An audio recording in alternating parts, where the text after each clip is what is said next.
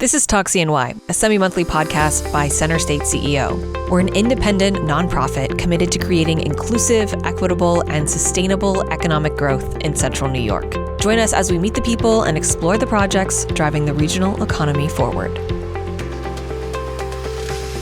This is Talk CNY presented by NBT Bank. I'm Katie Zolkowski, Director of Communications at CenterState CEO and your host for Talk CNY. It's been just over a year since the New York Smart Eye Corridor was named a federally funded tech hub. It's the only federally funded tech hub to be focused on semiconductors in the country. We spoke with the three leaders of the convening organizations back when the tech hub was first announced to learn about the goals of the New York Smart Eye Corridor and how it plans to turn upstate New York into a globally known semiconductor hub.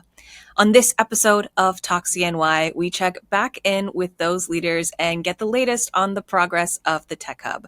This episode features Dottie Gallagher, President and CEO of the Buffalo Niagara Partnership, Joe Stefko, President and CEO of OneROC, and Ben Sio, Acting President and CEO of CenterState CEO.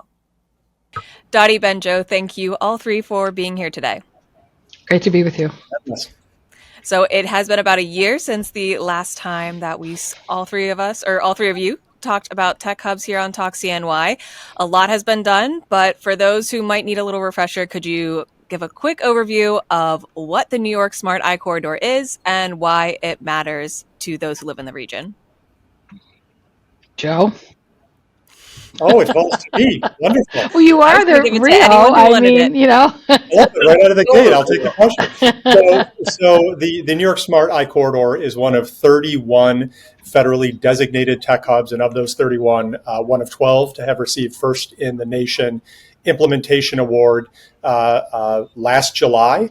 Obviously, our tech hub is focused on the semiconductor and microelectronics space. We're operating, of course, in the midst of a very robust and growing statewide ecosystem in that sector, certainly leveraging the work that will come with Micron's massive investment in Central New York.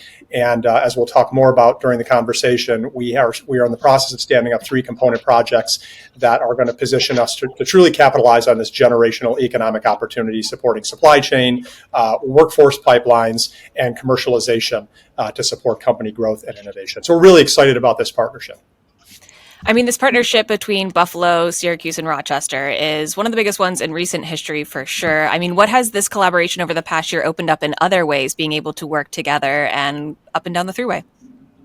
Well, actually, we're having a lot of talks about that now. What is next, and how do we fully take advantage of the opportunity that's in front of us? And we're looking at various ways to do that. I would say we've spent a lot of time really getting the program out on the street, and that's really where it's been focused. And right now we have a huge challenge, which I think our partners are really helping us meet, and that is to make sure that in all 3 markets with all 4 projects that we're kind of coordinated and we look like we're one entity when we're a collection of entities that are working in a symbiotic way. So Joe's done a great job of sort of organizing us, and I would say we meet really regularly with the project leads and with each other, and just to keep it all together. And I think that's really it's working very well. And I think we're now able to entertain, okay, well, what could we do next together? How could we advance the work to the next level?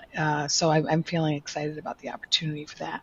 Yeah, I think we realized that after we got rolling on this work and started rolling out the projects and delivering some of this early work that we said we were going to do as part of the grant, we realized that, hey, there's a lot of good commonalities between our communities that we hadn't really explored or thought about unlocking in the past. And Tech Hubs has given us the space to do that. And now we're exploring what else we can do as communities together to deal with common opportunities we have and common challenges that we face, not just in our own individual communities, but things we're all feeling in our cities.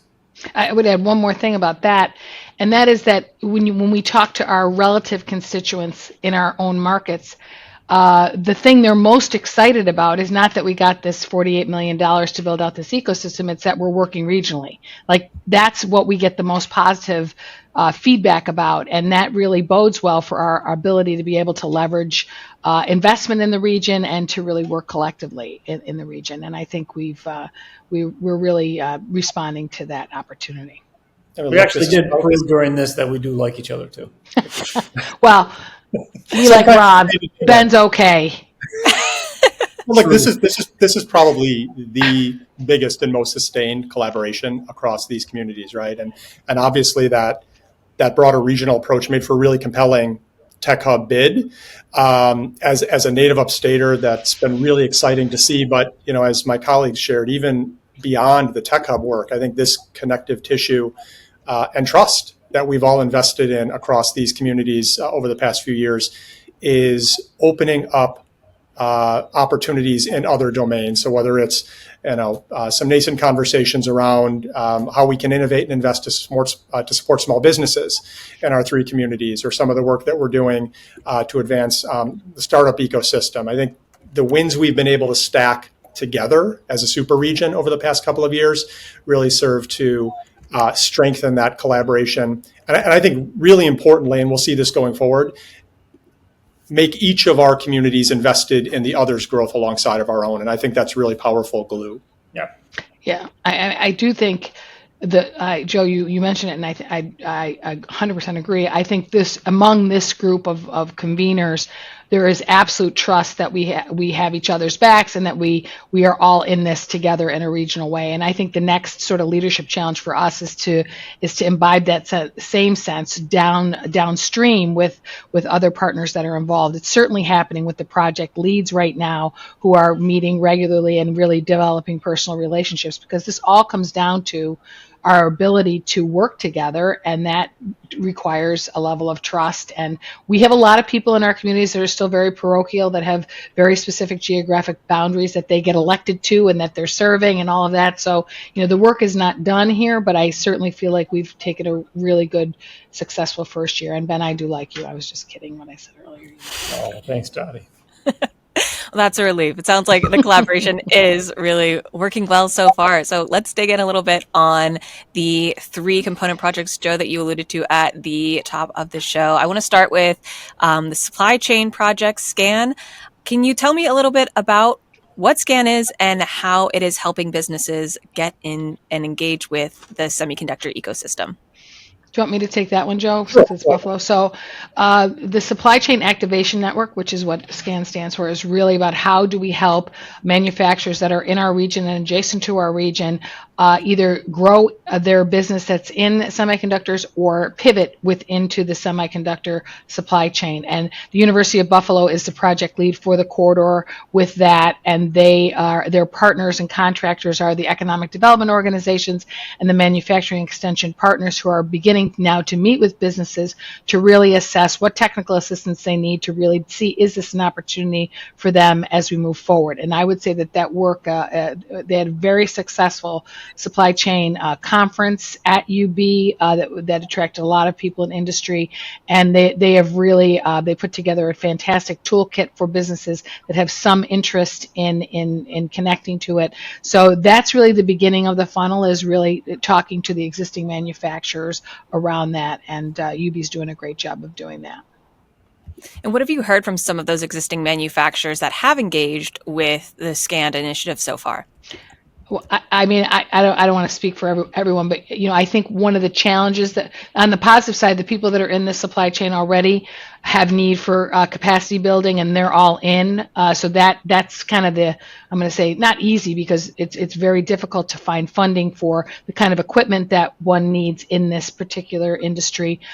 So we're learning about sort of those funding challenges, and I would say for the people who or organizations who might be considering or didn't even know that they were proximate to semiconductors, they have a real curiosity about, when is this real? When would I need to be in this business? Because it's for them that, the further away from semiconductors they are now, the more risk they perceive. And if without real demand numbers, you're asking a lot of an employer to take a leap. So we're working through all of that right now. Joe and Ben, is there anything else you'd add to that? Well, I think it's important to note that with the supply chain work, we've really been focused on formalizing that company engagement framework. So as Dottie alluded to, what exactly are we offering? How do we make that business case to affirm that there is a real growth opportunity in this value chain, particularly for firms that maybe haven't thought about participating there before, right? And to support that, there is an analytical component as well. So in addition to fielding inbound requests from companies that already see a possibility for themselves in that supply chain, we have been working with UB and the implementation team for the SCAN project, along with ESD and the governor's semiconductor office, GoSemi, to essentially identify that prototype firm, that profile that would be a good pivot prospect. So even if they themselves don't see that opportunity yet. So this has been about primarily filling that prospect pipeline, and now shifting to sort of a go-to-market strategy to engage them and make that business case and see how we can create an on-ramp for them to plug into the supply chain. Yeah, I think the firms we're engaging with right now are the firms that are already in the semiconductor supply chain or microelectronics value stream somewhere. They may not be direct suppliers to Micron or to one of the major fabs, but they already see themselves in that space. And they want to make sure they're getting into the pipeline of, hey, when Micron is ready to have those conversations about suppliers, we're there with them. The next tier firm we anticipate seeing is ones that are, as Joe said, those pivot prospects, right? The ones that are right here in an adjacent industry that they're supplying maybe to the defense sector, or they're supplying to another industry that has very high standards in terms of the quality of the product and the certifications that go into making that product. And they may need to do a couple of things to pivot, but it is a relatively easy pivot.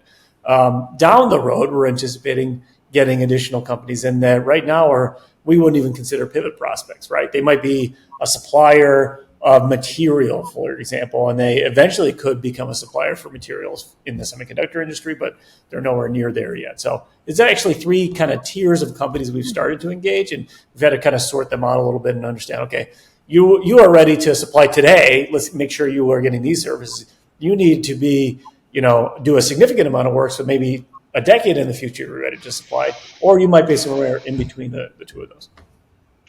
Well, we will have much more on the progress of the New York Smart Eye Corridor over the last year in just a moment. But first, a quick word from our presenting sponsor, NBT Bank. I would recommend NBT Bank to any business. My name is Chris Palomino, and I'm the president of Atlas Fence. Chris had decided to purchase Atlas Fence from the previous owner. He had previous connections at NBT Bank. NBT Bank provided me equipment financing, doubling our entire production workforce. It's important to me as a business owner that the decisions of our banking relationship are made locally. Welcome back. This is Talk CNY presented by NBT Bank. I'm Katie Zolkowski, Director of Communications at CenterState CEO and your host for Talk CNY. I'm here today with Ben Sio, Dottie Gallagher, and Joe Stefko. We are talking about the progress of the New York Smart Eye Corridor over the last year. Thank you all for being here today. Thanks for having us. So we talked a little bit about the initiative around supply chain SCAN, but we have two other component projects underway as well. Next, I want to talk about the focus on workforce development and talent attraction and retention, the Step Up component.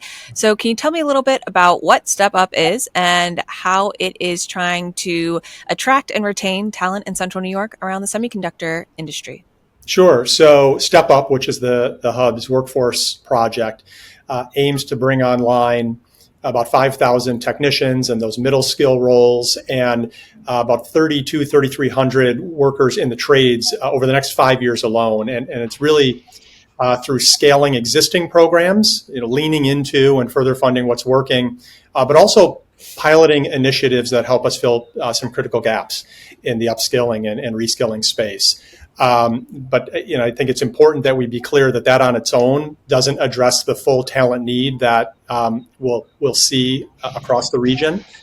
This is really just one component. It's an important one, but we've got to not only meet the demand of the newly created jobs that we're going to be seeing. But we've got an aging workforce that needs to be backfilled and replenished. Right. Honestly, over the next decade, I think all up, all in, we're looking at tens of thousands of positions across this entire corridor, combination of new jobs and refill jobs, and that's why investments into our workforce infrastructure beyond step up are really important. So on-ramp is a generational investment, $200 million investment that the state of New York is making. That's why investments like that and the partnership between Tech Hub and those investments are so timely and important. And what are some of the unique or top priorities for you all as you build this workforce infrastructure? What are some of the things that you're making sure are built into this system? Well, at its core, Step Up is focused on creating this unified front door to the corridor's workforce development infrastructure. And so some of the interventions that are being supported with the Tech Hub funding include things like actual positions, directors of industry partnership, that will be embedded at each of our chambers across the corridor to help employers, really to be that concierge, to help employers find and hire and retain skilled talent. Tailored solutions where employers' specific hiring needs are actually translated into those training programs or upskilling pathways, doing that in partnership with our higher ed partners, labor and community-based organizations, really creating a more robust workforce intelligence ecosystem so that we can inform this work with real-time labor market data and skills maps and demand forecasts to inform the decision on curriculum and programming. And as I mentioned before, opportunities through the on-ramp program, which is going to make available resources and programmatic infrastructure for those wraparound services that support talent retention and development alongside some of the employer-led work and learn initiatives that are part of the Tech Hub strategy. So it is, it's important to recognize how the workforce, the Step Up component project really nests within this broader upstate investment in workforce development at a really crucial time in our economic history. Yeah, and I think it's important also to keep in mind we're attempting to build this workforce ecosystem around the industry as it exists right now, right? And we've identified in each of the cities that we touch as part of the Tech Hubs, employers that have workforce needs right now, that we have existing workforce training programs that could be altered, that could be scaled, that need a little bit of additional funding to get across the finish line. So a lot of people think of workforce development in the semiconductor microelectronics space, and they're like, okay, how are we only creating training programs for Edwards, Vacuum, and for Micron, right? And those are two really big hiring companies that are going to make a huge imprint on the community in the future. But as of right now, neither, to my knowledge, are actually hiring a significant amount of manufacturing workers in the facilities because we still have to build and finish building the facilities, right? So what we're trying to do as part of this is also, as Joe said, respond to the existing demand for trained, skilled workers in the microelectronics industry. So in Central New York, that also includes companies like TTM. In Rochester, it includes companies like Optimax. In Buffalo, it includes companies like Moog that are here right now hiring and are looking to innovate in their own workforce development activities. Importantly, as I said when I started talking, it's about the demand that these guys already have. It's about reorienting our workforce development ecosystem to respond to industry needs that we see now and into the future. And beyond all of that, the question you asked is what are we being intentional about? And we really want to make sure that we're creating opportunities for everyone, that we can really lift all of our communities and being really intentional about educating people about those opportunities and career exploration in disinvested communities to make sure that we really are bringing wealth, really deep wealth into our communities through this massive once-in-a-generational opportunity we have. And as Ben said, Micron and Edwards and a handful of others are, the anchor tenants of a very large mall in the state of New York that has semiconductor businesses, large and small. And this is a great way for us to really build wealth in our communities. Now, the third component project, C3, focuses on innovation in the semiconductor industry and enabling it in our region. Can you tell me a little bit about the progress that's been made along the C3 initiative so far and what you hope to see come to fruition in the months and years to come? I can take this one if you guys are okay with that. So the C3 program, don't ask me what C3 stands for because I've long forgotten, but C3 is managed by Syracuse University here in Central New York. But obviously, as all of our projects are designed, it is managed by one entity, but are multi-regional projects. So the folks at RIT, the folks at U of R, the folks at Cornell University, and the folks at University of Buffalo are all part of this. All of these component projects have discretionary dollars as part of them. So it's funding that we have won as part of this $48 million worth of support that go directly either to training providers or to companies to do something as part of this work. And C3 is the first to market with their discretionary dollars that they call the Thrive Research Vouchers. So these are available right now. If you're a company that wants to innovate in the microelectronics space and wants to get access to some resources to do it, they have some parameters, but these are available right now. If you're interested in accessing those, you can talk to folks at CenterState, at OneROC, or at the Buffalo Niagara Partnership, or we can connect you directly. Or go to the website. Or go to the website. Even better. Thank you, Dottie. But those dollars are available to fund companies that want to work with the existing centers of excellence and centers of advanced technology in all of these research institutions across the corridor that are part of the project to do microelectronics-oriented research work. So we're getting some startup companies that are interested in it right now. We're getting some larger companies that are already planning to expand their research, for example, with Cornell University, and they're using the availability of these resources to accelerate that and elevate that. So when people come and ask you for, hey, where can I get free money to do stuff? And very rarely do we have the opportunity to actually have a pathway there. For this one in particular, and we will in the future in the SCAN program, there is discretionary dollars already available that can get accessed right now for C3, in the future for SCAN, but it's available right now for C3 that, as Dottie said, you can access on the website. So 1 year down, many years to go. But what is on the to-do list in the next year, in the next few months, in the next few weeks? What are you guys thinking of and seeing in the future for the New York Smart Eye Corridor? Well, that's $1 million question, right? In the last year, the dog has caught the car here, and we moved from planning and strategy to activation across all these component projects. Look, over the next year, I think the priority really is focused on accelerating engagement of firms across our markets and across these three component projects, connecting them to the hub resources that they need to put them in a position to meet the moment. So for some, that's going to be technical assistance or capital support for supply chain. For some, it's going to be commercialization and innovation support that Ben mentioned. For others, it's going to be being better positioned to tap into this talent pipeline to fill emerging roles. And we know for a number of others, it's going to be a combination of two or all three of those projects, right? So that really is, I think, what the focus is over the next 12 months. It's continuing to solidify this multi-market, multi-project effort in a way that gets companies ready to truly take advantage of the economic opportunity ahead of us and ensures that we are connecting our incumbent human capital across these three communities to all of this economic opportunity that's going to be emerging.